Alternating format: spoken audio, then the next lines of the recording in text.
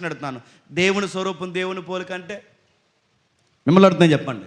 దేవుని స్వరూపం దేవుని పోలికంటే? ఇక్కడ 8,000 మంది ఉన్నారు నాకు తెలియదు, కానీ ఒకవేళ సుమారు ఒక 5,000 ఉన్నారు, 6,000 ఉన్నారు, 7,000 ఉన్నారు నాకు తెలియదు. కానీ ఒకవేళ మనం అందరం దేవుని స్వరూపం అయితే ఇన్ని వేల మందిలో నేను అడుగుతున్నాను, ఇన్ని వేల మందిలో దేవుడు నీలాగుంటాడా, నీలాగుంటాడా, నీలాగుంటాడా, నీలాగుంటాడా, నాలాగుంటాడా, ఎలా ఉంటాడా చెప్పండి. ఒకవేళ మనం అందరం ఒకేలా ఉన్నామా దేవుని స్వరూపంలో అంటే? నల్లగా ఉన్నాం, తెల్లగా ఉన్నాం, పొట్టుకున్నాం, పొడవుగా ఉన్నాం, పొట్ట వేసుకుని ఉన్నాం, బట్ట వేసుకుని ఉన్నాం, చెప్పండి. మనం అన్నాడు లావుగా ఉన్నాం, సన్నగా ఉన్నాం, బక్కలా ఉన్నాం. ఇన్ని రకాల్లో దేవుడు ఎలా ఉంటాడో? పొట్టిగా ఉండడు, పొడవుగా ఉండడు, నడుతున్నాను, బక్కలా ఉండడు, ఎత్తుండడు, పొట్టుండడు, అసలు దేవుడు ఎలా ఉండడు.